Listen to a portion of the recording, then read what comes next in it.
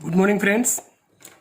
Start करिए text book प्रमाणे chapter number 11 वनस्पति में वहन। तो जुओ पहलानी प्रस्तावना थोड़ी समझी लीए।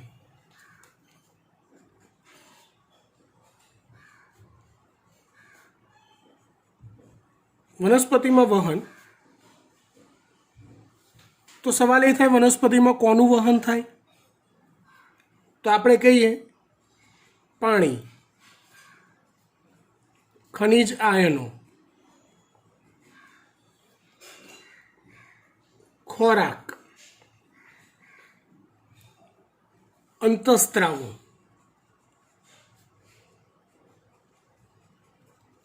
आवा विविध घटकोનું वनस्पति देह में वहन थतुं होय छे। आ जे वहन होय ने ए वहन ए बे प्रकारનું હોય।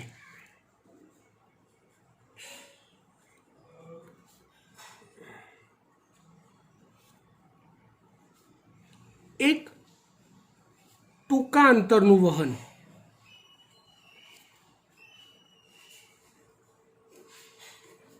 ટૂંકા અંતરનું વહન એટલે શું? તો કે આશરે એક કોષથી બીજા કોષ, બીજા કોષથી ત્રીજા કોષ, આવું વહન, અથવા પાણીની વરાળનું,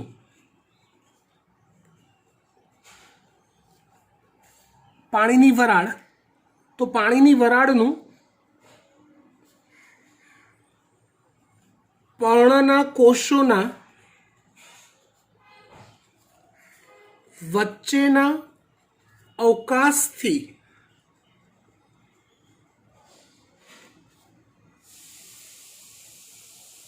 वातावरण तरफनु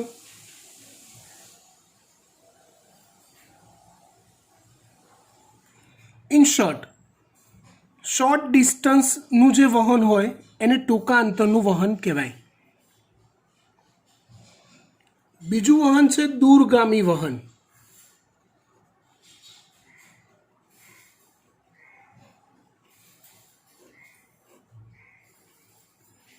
बीजू वहन है दूरगामी वहन। तो दूरगामी वहन एटले शुं? तो जुओ मूळनी जलवाहक पेशी थी प्रकांडनी जलवाहक पेशी तरफ, प्रकांडनी जलवाहक पेशी थी पर्णनी जलवाहक पेशी तरफ, एवी रीते पर्णनी अनवाहक पेशी थी प्रकांडनी अनवाहक पेशी तरफ। टूंकमां वाहक पेशीओमां थतुं जे वहन छे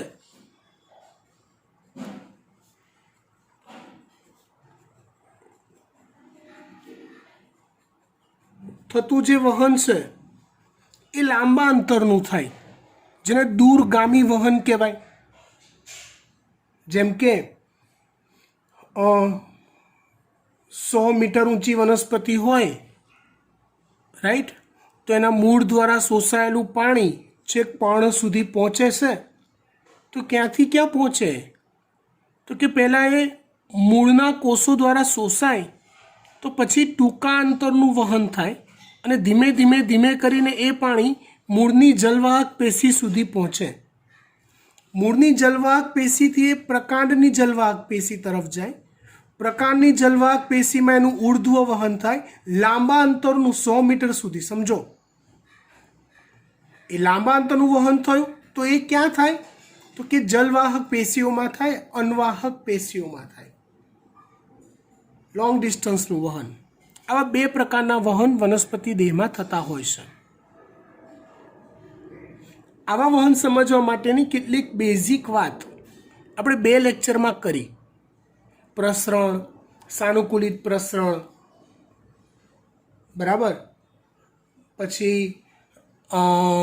जल क्षमता, आश्रुति, आ बधी जे वातो करी ने ए टूंका अंतरना वहन माटे जरूरी छे।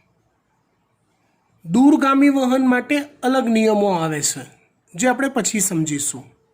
રાઈટ, શરૂઆત કરીએ આપણે. પહેલો ટોપિક,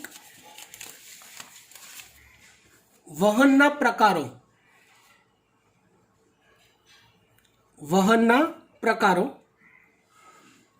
શરૂઆત છે પહેલું પ્રસરણ. ચોપડીની વાક્ય રચનામાં સમજી રહ્યા છે. આનો બેઝિક કન્સેપ્ટ મેં તમને સમજાયો છે. મોસ્ટ ઓફ ધ સ્ટુડન્ટ્સે કન્ફર્મેશન આપ્યું છે, જેને હું સાચું માનું છું કે તમે મારી આગળ ખોટું નથી બોલતા, કે તમને ખબર પડી ગઈ છે.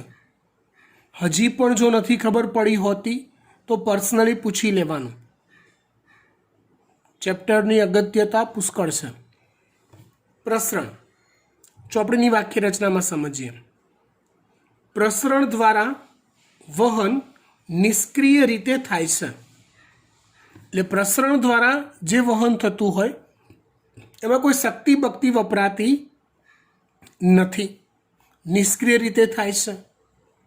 અને તે એક કોષથી બીજા કોષ સુધી કે કોષના એક ભાગથી બીજા ભાગ સુધી દ્રવ્યના વહન માટે જવાબદાર છે. પ્રસરણ એક વહનનો પ્રકાર છે. નિષ્ક્રિય રીતે થાય એટલે યાદ રાખવાનું, સંકેન્દ્રણ ઢાળની દિશામાં જ થતું હોય.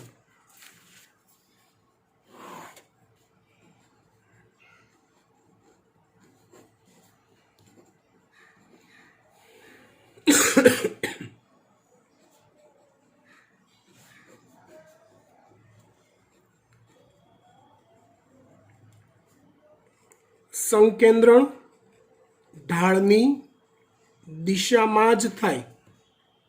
મતલબ કે વધુ સંકેન્દ્રણથી અથવા વધુ માત્રા કે વધુ જથ્થાથી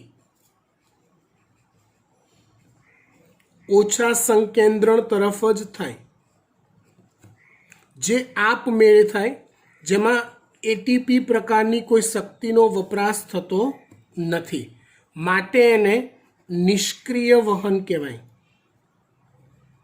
કોઈ પદાર્થ પોતાના વધુ પ્રમાણથી ઓછા પ્રમાણ તરફ જાય તો આપમેળે જાય, કોઈ શક્તિ ના વપરાય, માટે એને નિષ્ક્રિય વહન કહેવાય. શક્તિ વપરાતી હોત તો એને સક્રિય વહન કહેતા.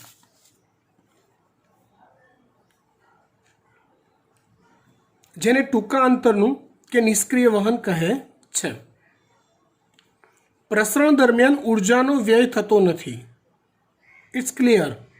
એટીપી સ્વરૂપની ઉર્જા વપરાતી નથી, કેમ કે એ ઢાળની દિશામાં છે, મતલબ કે વધુ પ્રમાણથી ઓછા પ્રમાણ તરફ છે. માટે પર્ણના આંતરકોષીય સ્થાનથી બાહ્ય પર્યાવરણ સુધી કોઈ પણ દિશામાં પ્રસરણ થઈ શકે છે.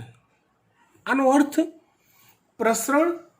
પ્રસરણ માટે કોઈ ચોક્કસ દિશા નક્કી હોતી નથી. એ કોઈ પણ દિશામાં થઈ શકે. હા, પણ એટલું નક્કી, વધુ પ્રમાણથી ઓછા પ્રમાણ તરફ જ થાય. જ્યાં પદાર્થનું વધુ પ્રમાણ છે ત્યાંથી, જ્યાં પદાર્થનું ઓછું પ્રમાણ છે એ તરફ થાય.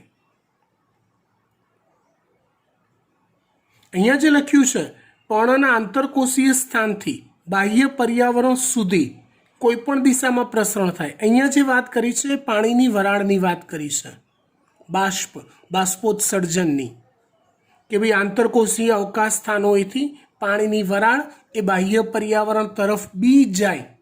સમજો, એવું નહીં કે વનસ્પતિમાં અંદર અંદર જ થાય, એ બહારની તરફ બી જઈ શકે છે. એમ પ્રસરણમાં અણુ અનિયમિત રીતે વહન પામે છે. ચોક્કસ ગતિ નથી કરતા. રેન્ડમ ગમે તે દિશામાં જાય, ગમે તે તરફ જાય. હા, એટલું નક્કી, વધુ પ્રમાણથી ઓછા પ્રમાણ તરફ જાય. પરિણામ સ્વરૂપ પદાર્થ વધારે સાંદ્રતા તરફથી ઓછી સાંદ્રતાવાળા વિસ્તારમાં વહન પામે છે. આ તો ક્લિયર છે વાત. પ્રસરણ એક ધીમી પ્રક્રિયા છે, ધીમી ગતિએ થતી પ્રક્રિયા છે, સ્પીડમાં નથી થતું. અને તે જીવંત તંત્ર પર આધારિત નથી. મતલબ કે એવું નથી કે પ્રસરણની પ્રક્રિયા સજીવોની અંદર જ થાય. મુક્ત વાતાવરણમાં બી પ્રસરણ થાય છે. પ્રસરણ સનાતન પ્રક્રિયા છે, ગમે ત્યાં થાય, પૃથ્વીના વાતાવરણમાં થાય અને અવકાશમાં થાય. તમને ઉદાહરણ આપ્યું હતું, રૂમની અંદર અગરબત્તી સળગાવો અને ધુમાડો તો પ્રસરણ પામે. તે સજીવોમાં થતી પ્રક્રિયા જ છે એવું નથી. એ જીવંત તંત્ર દ્વારા જ થતી હોય એવું નથી. મુક્ત પર્યાવરણમાં પણ રેન્ડમ પ્રસરણ પ્રક્રિયાઓ થતી જ હોય છે. તમે ધારો કે બગીચામાંથી પસાર થયા, અને તમને સુગંધીદાર પુષ્પોની સ્મેલ આવી, તો એ શું છે? એ શું છે? તો કે સુગંધનું પ્રસરણ છે. એક જણાએ પરફ્યુમ લગાવ્યું હોય અને તમારી બાજુમાંથી પસાર થાય તો તમને સ્મેલ આવે, એ શું છે? પ્રસરણ છે. પ્રસરણ વાયુ અને પ્રવાહી પદાર્થમાં સ્પષ્ટ રીતે વર્ણવી શકાય છે. વાયુ અને પ્રવાહીમાં જોઈ શકાય, અનુભવી શકાય એવું. જ્યારે ઘન પદાર્થમાં અણુઓનું પ્રસરણ થોડાક અંશે સંભવિત છે, થોડુંક થાય છે, તમે એને નોંધી ના શકો એવું, ના બરાબર થાય છે. એક્ઝામ્પલ આપું, આપણે કોઈ ઘન સ્મેલ ધરાવતો પદાર્થ ધારી લો. ચલો, ઓલું કપૂરની ગોટી અથવા નેપ્થેલિનની ગોટી ધારી લો. નેપ્થેલિન એટલે ઓલી વ્હાઇટ કલરની ગોટી હોય જે યુરિનરી કમ્પાઉન્ડમાં વપરાતી હોય ગુડ સ્મેલ માટે અને એન્ટીબેક્ટેરિયલ માટે. ઘણીવાર આપણે આપણા કબાટમાં પણ કપડાની વચ્ચે નેપ્થેલિનની ગોળીઓ મૂકતા હોઈએ છીએ, એટલે જીવાત ના થાય એના માટે. તો એ નેપ્થેલિનની ગોળીમાંથી સ્મેલનું પ્રસરણ થાય છે. તો એ કોનું હોય? તો એની અંદર રહેલા અણુઓનું પ્રસરણ હોય, ધીમી ગતિનું. બરાબર? એટલે એ નેપ્થેલિનની ગોળી તમારા કબાટમાં મૂકી હોય તો ધીમે ધીમે ધીમે ધીમે એ ગોળી ઓગળી જાય ને નાની થઈ જાય ને પૂરી બી થઈ જાય. કેવી રીતે થઈ? તો કે પ્રસરણ દ્વારા, પણ ખૂબ જ ધીમી ગતિએ આ પ્રસરણ થયું. ચલો, પેંડો છે, પેંડો હા, ઘન છે, તમારી ડીશમાં નજીકમાં પડ્યો હોય તો તમને બહુ સારી ક્વોલિટીનો બ્રાન્ડેડ હોય ને તો તમને સ્મેલ આવશે એની અંદર રહેલા માવાની. તો સ્મેલ આવવી ઇટ મીન્સ શું? તમને સ્મેલ ક્યારે આવે? જ્યારે એની અંદર રહેલા અણુઓ પ્રસરીને તમારા નાકના જે જ્ઞાનતંતુઓ છે એને સ્પર્શે તો તમને સ્મેલ આવે. રાઈટ? તમે ઘરમાં નવો કલર કરાયો છે તો એ નવા કલરની સ્મેલ તમને આવે છે. બરાબર ને? વનસ્પતિ માટે પ્રસરણ અત્યંત મહત્વપૂર્ણ છે, કારણ કે વનસ્પતિ દેહમાં વાયુઓનું વહન મીન્સ કે O2નું વહન, CO2નું વહન, પાણીની વરાળ એ વાયુ જ કહેવાય, એનું વહન માત્ર ને માત્ર પ્રસરણ દ્વારા જ થાય છે.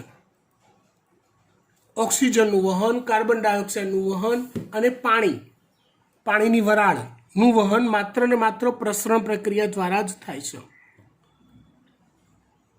આ અગત્યનો મુદ્દો છે, ધ્યાન આપજો, આમાં નવું સમજાવવું પડશે. પ્રસરણના દરનો આધાર સંકેન્દ્રણ ઢાળ પર હોય છે. વાત કરીએ પ્રમાણે કે સંકેન્દ્રણ ઢાળનો તફાવત જેટલો વધુ એટલું પ્રસરણ ઝડપી થાય છે.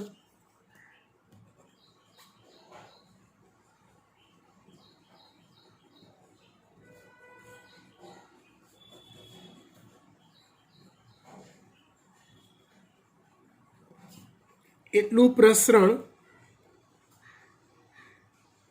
ઝડપી થાય છે અને સંકેન્દ્રણ ઢાળ જેટલો ઓછો એટલું પ્રસરણ ધીમું થાય છે.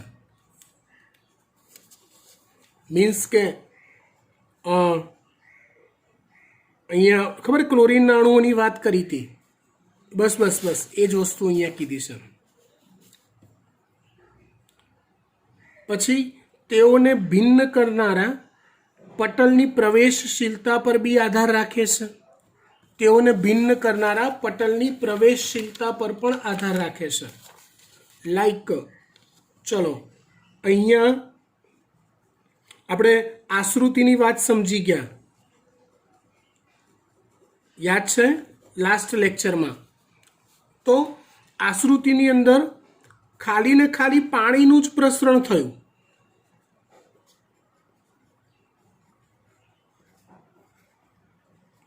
કેમ?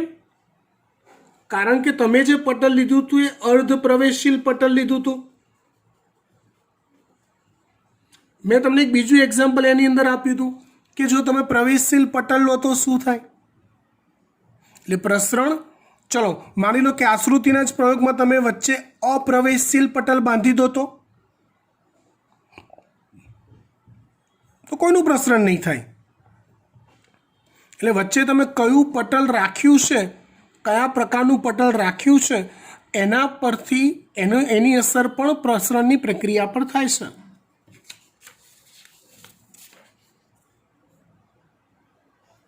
તાપમાન, જો તમને કેમેસ્ટ્રી અને ફિઝિક્સ મારા કરતાં સારું આવડે છે. તાપમાન જેમ વધે તેમ અણુઓ વચ્ચેનું અંતર વધે, ને અણુઓ વચ્ચેનું અંતર વધે તેમ અણુઓની ગતિ વધે. ગતિ વધે એટલે પ્રસરણ વધે. એટલે તાપમાન જેમ ઊંચું થાય એમ પ્રસરણ દર વધે, અને તાપમાન જેમ ઓછું થાય એમ પ્રસરણ દર ઘટે. તાપમાન વધે તો પ્રસરણ વધે, તાપમાન ઘટે તો પ્રસરણ ઘટે. અને દબાણ પર રહેલો છે. તો પ્રસરણ જે દિશામાં થઈ રહ્યું છે, ઓલું ખબર છે આશ્રુતિ દાબવાળી વાત કરી હતી. જો પ્રસરણ જે દિશામાં થઈ રહ્યું છે એ જ દિશામાં દબાણ આપવામાં આવે તો પ્રસરણ દર વધી જશે. અને પ્રસરણ જે દિશામાં થઈ રહ્યું છે એની વિરુદ્ધ દિશામાં જો દબાણ આપવામાં આવે તો પ્રસરણ દર ધીમો પડી જશે. સિમ્પલ. પ્રસરણ થતું હોય એ જ દિશામાં દબાણ આપો તો પ્રસરણ દર વધશે. પ્રસરણ થતું હોય એની વિરુદ્ધ દિશામાં જો દબાણ આપો તો પ્રસરણ દર ઘટશે. સમજી ગયા? ડન. પ્રસરણનો ટોપિક પૂરો. એકચ્યુઅલી ચોપડીમાં હવે સ્ટાર્ટ કર્યું છે સાનુકૂલિત પ્રસરણ, પણ એના શરૂઆતના જે 3-4 મુદ્દા છે ને એ પ્રસરણને રિલેટેડ જ છે.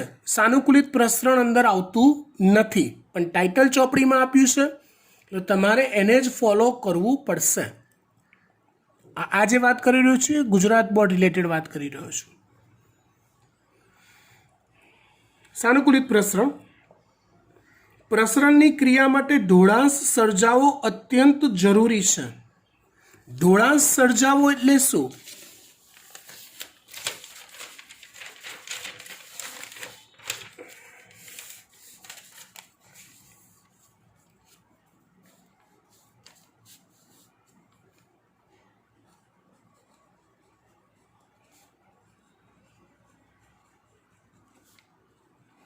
ઢોળાંશ સર્જાવો એટલે શું? તો કે કોઈ એક વિસ્તારમાં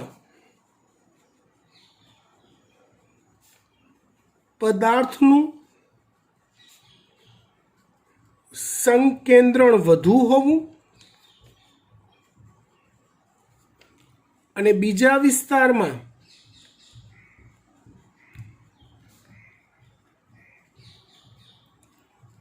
પદાર્થનું સંકેન્દ્રણ ઓછું હોવું, આને ઢોળાંશ સર્જાયો કહેવાય.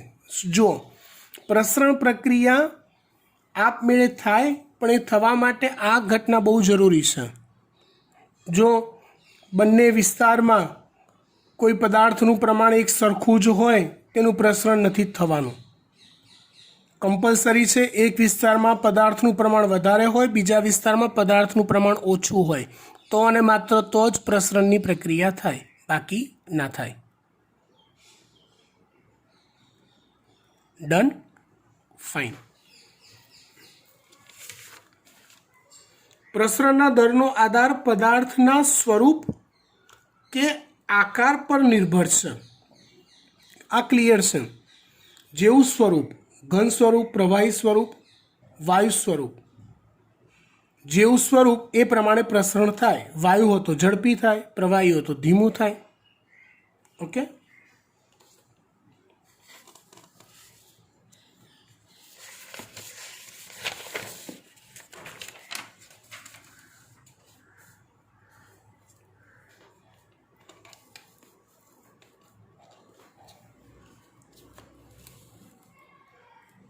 ચલો આગળ. નાના પદાર્થનું પ્રસરણ ઝડપી થાય છે. સિમ્પલ છે. અણુનું કદ જેટલું નાનું એટલું પ્રસરણ ઝડપી થાય, અણુનું કદ જેટલું મોટું એટલું પ્રસરણ ધીમું થાય. સિમ્પલ વસ્તુ છે. કોષરસ પટલમાંથી અહીંયા મેં લેંગ્વેજ થોડીક ચોપડીની ચેન્જ કરી છે, બરાબર. તમે ટેક્સ્ટબુક સાથે કમ્પેર કરશો એટલે સમજી જશો. જરૂરિયાત હતી, થોડીક સમજણ વધારે સારી પડે માટે ભાષા બદલી છે. કોષરસ પટલમાંથી કોઈપણ પદાર્થનું પ્રસરણ તે પદાર્થની લિપિડ દ્રાવ્યતા પર આધાર રાખે છે. આ પોઈન્ટને થોડુંક ડીપમાં સમજીએ.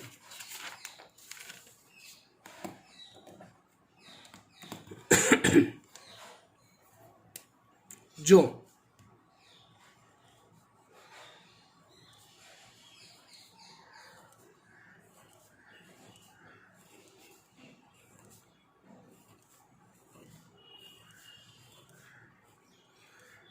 આ ફોસ્ફોલિપિડના બેવડા સ્તર છે. તમે જાણો જ છો કોષરસ પટલ શેનું બનેલું છે, તો કે ફોસ્ફોલિપિડના બેવડા સ્તરનું બનેલું છે. આ મેં જાણી જોઈને અંતર વધારે રાખ્યું છે, બરાબર. આ છે ફોસ્ફોલિપિડનું બેવડું સ્તર.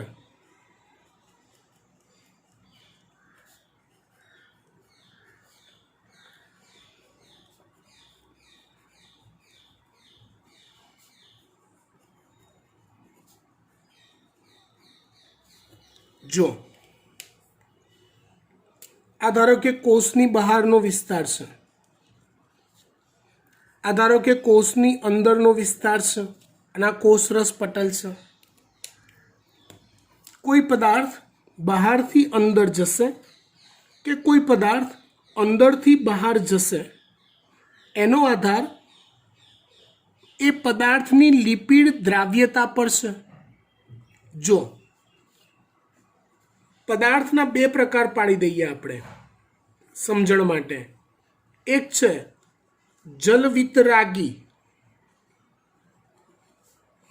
અથવા એને કહેવાય છે અથવા એને કહેવાય છે લિપિડ દ્રાવ્ય અથવા મેદ દ્રાવ્ય પદાર્થ. અને બીજો પ્રકાર પાડીએ છે જલ અનુરાગી, જેને કહેવાય છે જલ દ્રાવ્ય પદાર્થ. અનુરાગ એટલે પ્રેમ, જેને પાણી સાથે પ્રેમ છે એવું, જે પાણીમાં ભળી જાય છે એવું, અને જલ અનુરાગી કહેવાય, જલ દ્રાવ્ય કહેવાય. જો કોષરસ પટલ જે છે ને ફોસ્ફોલિપિડના બેવડા સ્તરનું બનેલું છે. જો પદાર્થ લિપિડ દ્રાવ્ય હશે તો પટલમાંથી ઇઝીલી મૂવ ઓન કરી શકશે, બહારથી અંદર, અંદરથી બહાર. આ ઘટક ઇઝીલી કરી શકે છે. પણ જો કોઈ ઘટક જલ અનુરાગી હોય કે જલ દ્રાવ્ય હોય તો ફોસ્ફોલિપિડના બનેલા આ બેવડા સ્તર એને ઇઝીલી રસ્તો આપતા નથી. એ ઇઝીલી મૂવ ઓન કરી શકતા નથી, અંદર બહાર કરી શકતા નથી, પટલને ક્રોસ કરી શકતા નથી, મુશ્કેલી પડે છે એને. કોને? જલ અનુરાગી હોય એને પટલમાંથી પસાર થવામાં મુશ્કેલી પડે છે. જલ વિતરાગી હોય તો પટલમાંથી પસાર થવામાં એના માટે સરળતા રહે છે. તો જલ અનુરાગી ઘટકો એ પટલમાંથી પસાર જ નહીં થવાનું, કેમ કે 80% ઘટકો જલ અનુરાગી હોય છે. કોષમાંથી અવર જવર કરતા 80% ઘટકો જલ અનુરાગી હોય છે. તો એને શું પસાર જ નહીં થવાનું? તો કે થવાનું ને. એને પસાર થવા માટે કોષરસ પટલમાં પેલા વાહક પ્રોટીન આવેલા હોય છે. આવા વચ્ચે માર્ગ હોય એવા. આ પ્રોટીનની રચનાને 3D ઇમેજ કરો. આ પ્રકારનો માર્ગ હોય આવો. આ આખું પ્રોટીન, આ આખું, અને વચ્ચે આવી જગ્યા હોય આવી. તેવો માર્ગ આવેલો હોય પ્રોટીનનો બનેલો.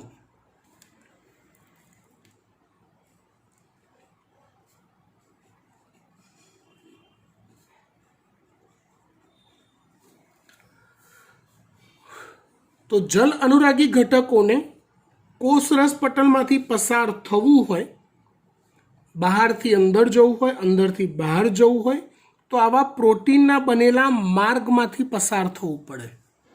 સમજો, કોષરસ પટલ કેટલું મોટું હોય કોષની સાપેક્ષે એની ચારે બાજુ બોર્ડરમાં, એમાં આવા સેંકડો પ્રોટીનના બનેલા માર્ગ આવેલા હોય.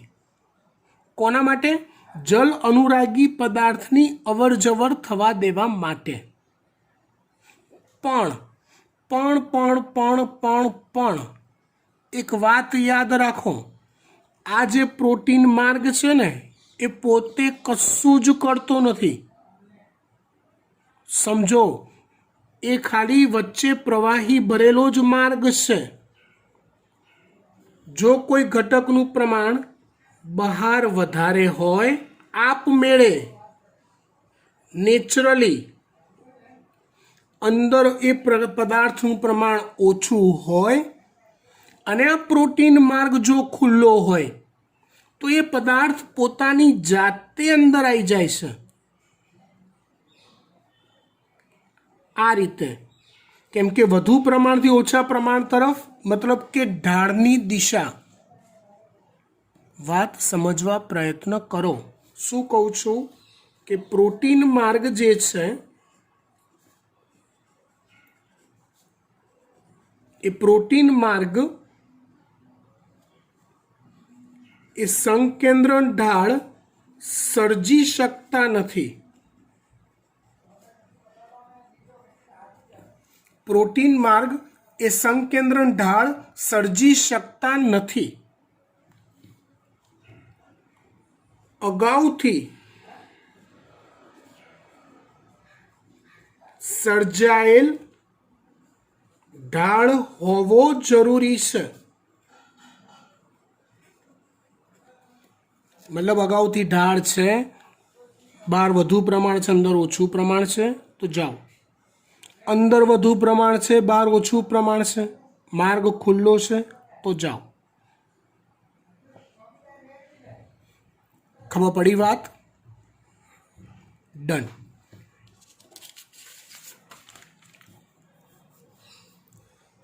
જો કોષરસ પટલમાંથી કોઈ પણ પદાર્થનું પ્રસરણ તે પદાર્થની લિપિડ દ્રાવ્યતા પર આધાર રાખે છે. લિપિડ દ્રાવ્ય પદાર્થ કોષરસ પટલની આરપાર સરળતાથી પસાર થઈ જાય છે.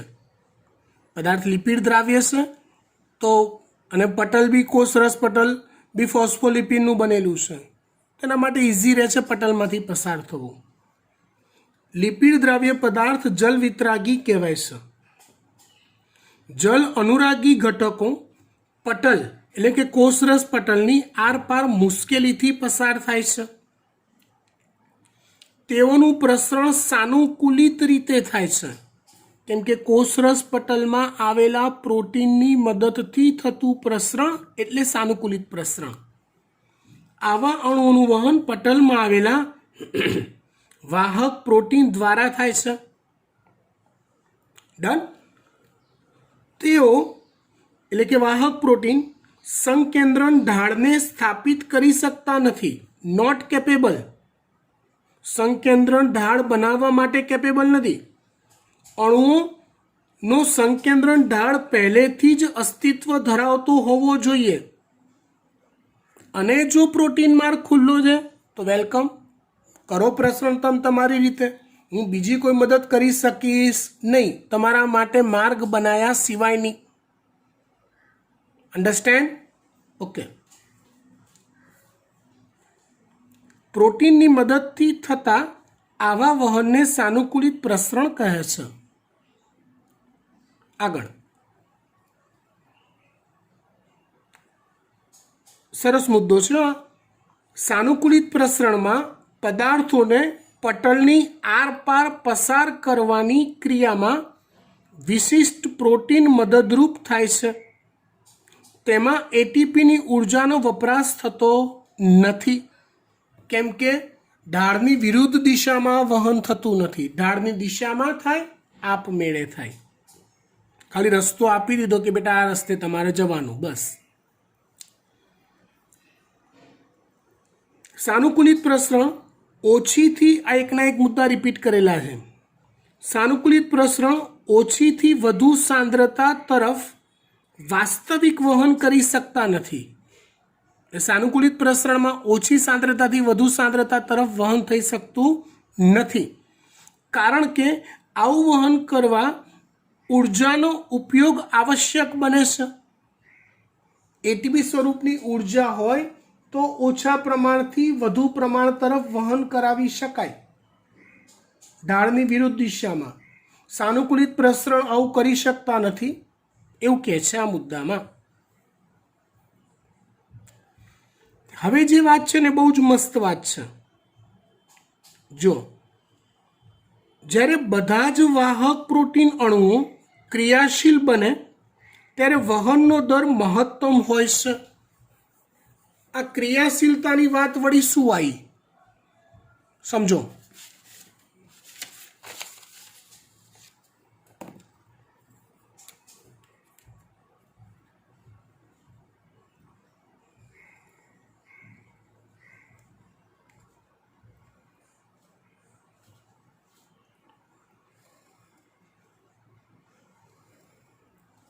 જો ધારો કે કોષરસ પટલમાં આવા 25, 30, 50, 70, 100, 200 જેટલા વાહક પ્રોટીન છે. મેં પહેલાં કીધું વાહક પ્રોટીન જે છે ને એ આવો માર્ગ રચે છે. હું એની ખાસિયત કહું તમને. એની આ જે પાર્શ્વ દિવાલો હોય ને, આ એ પાર્શ્વ દિવાલો એ રાસાયણિક પ્રક્રિયા કરી અથવા શબ્દ એવો વપરાય અવરોધકો પ્રત્યે સંવેદી હોય છે.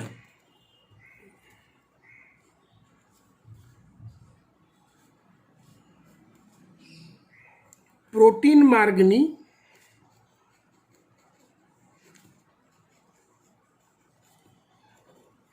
પાર્શ્વ દિવાલો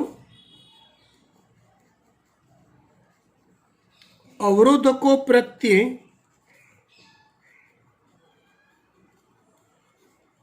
સંવેદી હોય છે.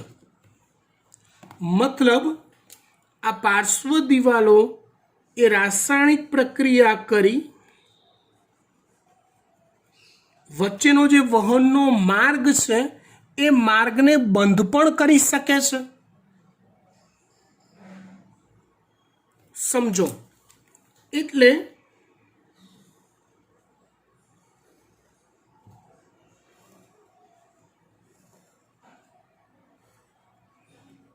જો આવો વાહક પ્રોટીન હોય તો એને સક્રિય કહેવાય અને આવો વાહક પ્રોટીન હોય તો એને નિષ્ક્રિય કહેવાય, કેમ કે વચ્ચે તો એની પાર્શ્વ દિવાલોએ અવરોધકો પ્રત્યે સંવેદનશીલતા દર્શાવી માર્ગ બંધ કરી દીધો છે. એટલે માર્ગ બંધ હોય એ ગમે તેટલો ઢાળ સર્જાયેલો હોય, અંદરથી પસાર થવાની જગ્યા જ નથી.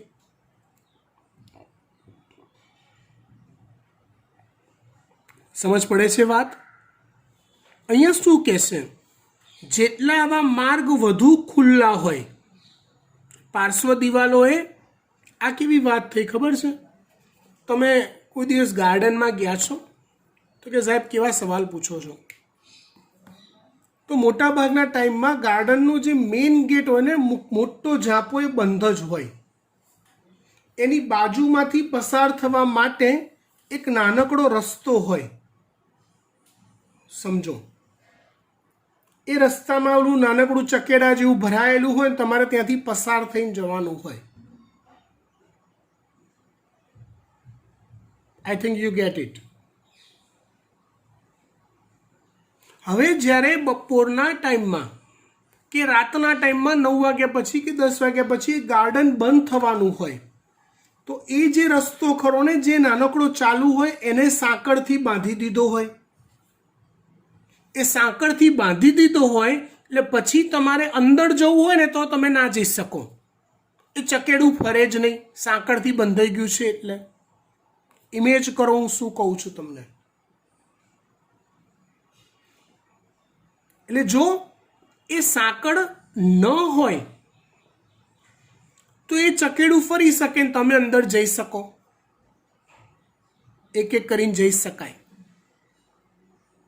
જો એ સાંકળ છે બાંધેલી બે સાઈડ તો તમે અંદર નહીં જઈ શકો. સેમ વે આ વાહક પ્રોટીનની પાર્શ્વ દિવાલો જે છે, આ દિવાલો એ અવરોધકો પ્રત્યે સંવેદી હોય છે. સમટાઈમ જો કોષરસ પટલ જે છે ને એ પસંદગીમાન પ્રવેશશીલ પટલ છે.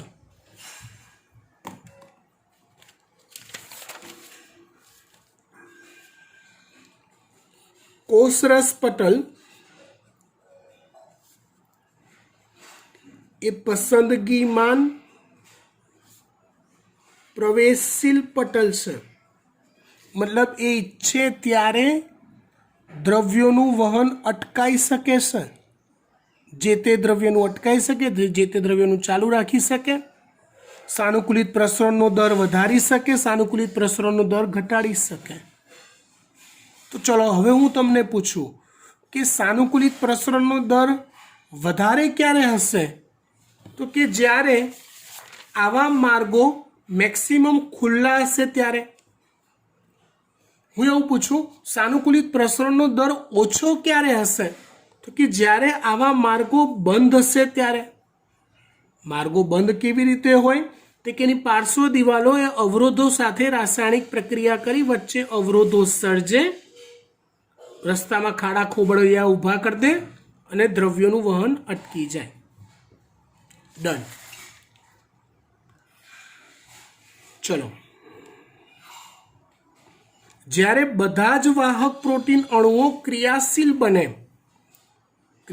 બને એટલે માર્ગ ખુલ્લા હોય ત્યારે વહનનો દર મહત્તમ હોય છે. સાનુકૂલિત પ્રસરણ કોષોને પદાર્થો મેળવવા માટે પસંદગીની તક આપે છે. તારે જે જોઈએ એ પદાર્થની અંદર આવવા દે, બીજા પદાર્થને અંદર નથી આવવા દેવો તો રસ્તો બંધ કરી દે, તાળું મારી દે. વાહક પ્રોટીનની પાર્શ્વ દિવાલોમાં અવરોધો સર્જો, પદાર્થ આવતો બંધ થઈ જશે. ભલે ને ઢાળ હોય તો શું થઈ ગયું? ડન. પ્રોટીનની પાર્શ્વ શૃંખલા સાથે પ્રતિક્રિયા કરતા અવરોધકો પ્રત્યે તે સંવેદનશીલ હોય છે. મેં વાત સમજાઈ એમ. ડન. કેટલાક પ્રોટીન માર્ગ હંમેશા ખુલ્લા રહે છે, એની ટાઈમ ઓપન, અને કેટલાક નિયંત્રિત હોય એટલે ક્યારેક ખુલ્લા હોય ક્યારેક બંધ હોય એમ. કેટલાક મોટા માર્ગ રચે છે એટલે કેટલાક પ્રોટીનના માર્ગ મોટા હોય જે વિવિધ અણુઓને આરપાર જવાની પરવાનગી આપે છે. જેના માર્ગ મોટા હોય એ વિવિધ પ્રકારના અણુઓને આરપાર જવા દે. પણ એક વાત નક્કી, ઢાળ છે હા તો જા, ઢાળની દિશામાં જા, વધુ પ્રમાણથી ઓછા પ્રમાણ તરફ જા. બરાબર. છિદ્રો નાના હોય, આ માર્ગ નાના હોય તો એક જવા મળે, એક જ પ્રકારના અણુઓને જવા મળે, રાઈટ. અને માર્ગ મોટા હોય તો વિવિધ પ્રકારના અણુઓને જવા મળે. સમજી ગયા? ફાઇન.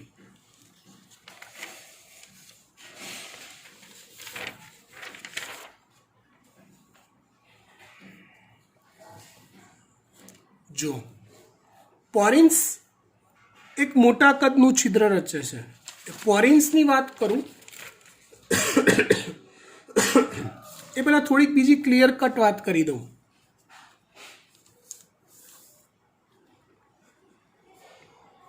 કોષરસ પટલ પર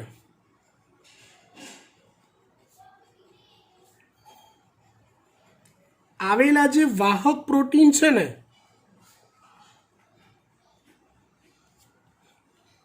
એ ખૂબ જ નાના કદના પદાર્થોને પસાર થવા દેશે? હું તમને જૈવિક અણુઓ ચેપ્ટર યાદ કરાવું તો જૈવિક અણુઓની અંદર સૂક્ષ્મ અણુઓ આવતા હતા અને મહાઅણુઓ આવતા હતા. તો કોષરસ પટલમાં આવેલા જે વાહક પ્રોટીન હોય એ સૂક્ષ્મ અણુઓ સુધી મર્યાદિત હોય. એ સૂક્ષ્મ અણુઓને જ પસાર થવા દે તેવા હોય ઢાળની દિશામાં. મહાઅણુઓ જે છે, પોલિમર જે છે, પ્રોટીન જેવા મોટા કદના, તે પસાર થઈ શકતા નથી. ક્યાંથી? કોષરસ પટલમાં આવેલા વાહક પ્રોટીનમાંથી. પણ અહીંયા એક વાત છે વિશિષ્ટ પ્રકારના પ્રોટીનની. ખૂબ મોટા કદના છિદ્ર રચતા હોય તેવા પ્રોટીન જેને પોરિન્સ કહેવાય છે.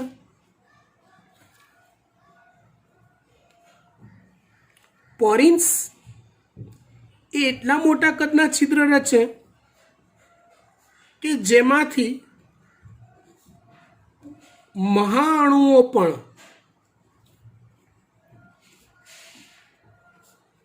પસાર થઈ શકે છે.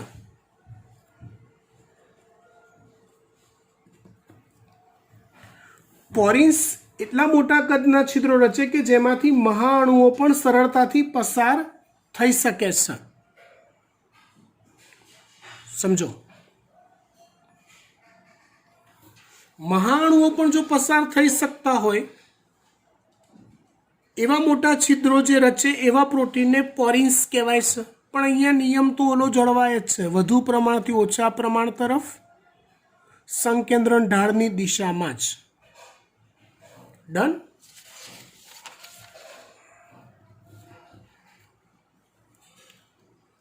પોરિન્સ એક મોટા કદનું છિદ્ર રચતા પ્રોટીન છે. એ ક્યાં આવેલા હોય? રંજક દ્રવ્યો એટલે કે હરિતકણ, રંગકણ વગેરે પર, કણાભસૂત્રો અને બેક્ટેરિયાના બાહ્ય પટલમાં આવેલા હોય છે. પોરિન્સ મોટા કદના છિદ્રો રચે છે જે રંજક દ્રવ્યો, કણાભસૂત્રો અને બેક્ટેરિયાના બાહ્ય પટલમાં આવેલા હોય છે. જે પટલમાંથી મોટા કદના અણુઓને પસાર થવા દેશે, મહાઅણુઓને પસાર થવા દેશે. કોષરસ પટલમાં પોરિન્સ આવેલા હોતા નથી. કોષરસ પટલમાં ખાલી વાહક પ્રોટીન હોય જે સૂક્ષ્મ અણુઓને જ પસાર થવા દે. આ વાત છે પોરિન્સની, જે મહાઅણુઓને પસાર થવા દેશે. બાહ્ય કોષીય અણુનું વહન પ્રોટીન પર આધારિત હોય છે. પ્રોટીન પર આધારિત હોય એટલે કયા પ્રકારનું પ્રોટીન છે, કોને પસાર થવા દે તેવું હોય છે. કેમ કે આમાં કેવું હોય કે દાખલા તરીકે કોઈક પ્રોટીન માર્ગ હોય એ ખાલી ક્લોરીનને જ પસાર થવા દેતો હોય, ક્લોરીન આયનને જ. તો એને ક્લોરીન આયન માર્ગ કહેવાય. ક્લોરીન આયન માર્ગ કહેવાય. કોઈક પ્રોટીન માર્ગ એવો હોય કે ખાલી સોડિયમ આયનને પસાર થવા દે તો એને સોડિયમ આયન માર્ગ કહેવાય. તો એને કયો આયન માર્ગ કહેવાય? સોડિયમ આયન માર્ગ કહેવાય. આ રીતે એટલે કોણ પસાર થશે, કોણ નહીં થાય, એનો આધાર કોના પર છે? પ્રોટીન પર. રાઈટ. જલમાર્ગ એ 8 પ્રકારના વિવિધ એક્વાપોરિન્સ ધરાવે છે. સમજો, એક્વા એટલે પાણી ભરેલા હોય. એક્વા એટલે પાણી. પાણી ભરેલા હોય એવા મોટા કદના પોરિન્સ ધરાવે છે જલમાર્ગ, જે ક્યાં આવેલા હોય? કણાભસૂત્ર, રંજક દ્રવ્યો અને બેક્ટેરિયાના બાહ્ય પટલ પર. એટલે અહીંયા કેવું વિચારવાનું? પ્રોટીનને બધાએ પાણીમાં તરીને જવાનું વધુ પ્રમાણથી ઓછા પ્રમાણ તરફ. એ જે વચ્ચેનો માર્ગ હોય, માર્ગ પૂરેપૂરો પાણીથી ભરેલો હોય, માટે એને એક્વાપોરિન્સ કહેવાય.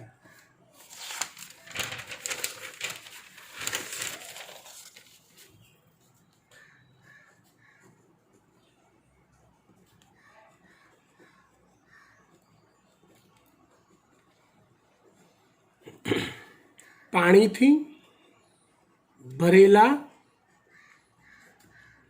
માર્ગ ધરાવતા પોરિન્સ, જેને એક્વાપોરિન્સ કહેવાય. આ એક મજાની વાત છે. સિમ્પોટ, એન્ટીપોટ અને યુનિપોટ. સિમ્પોટ, એન્ટીપોટ અને યુનિપોટ સમજો. કેટલાક આપણે ખબર છે નવરાત્રિમાં, હવે તો આ તો લોકડાઉન બોકડાઉન આવી ગયું ને પેન્ડેમિક કન્ડિશન છે કોવિડની, એટલે નવરાત્રિ કેવું હોય એ આપણે પૈકીના ઘણા બધા ભૂલી ગયા હોઈશું. પણ ઘણીવાર એવું હોય, ઘણી બધી નવરાત્રિ સારી ગઈ હોય, એમાં યાદ કરો કોઈક પાર્ટી પ્લોટમાં ને એવી કોઈક જગ્યાએ, કોઈક સોસાયટી કે જ્યાં બહુ સારા ગરબા થતા હોય, ત્યાં એવા રૂલ હોય કે કપલ એન્ટ્રી જ હોય. કપલ એન્ટ્રી એટલે મેલ ફિમેલ બે જણા જોડે જાય તો જ અંદર જવા દે. એટલું ન્યુસન્સ ના થાય ને, એના માટે આવા રૂલ અમુક લોકો બનાવતા હોય છે. તો અહીંયા પણ કોષની અંદર પણ એવા કેટલાક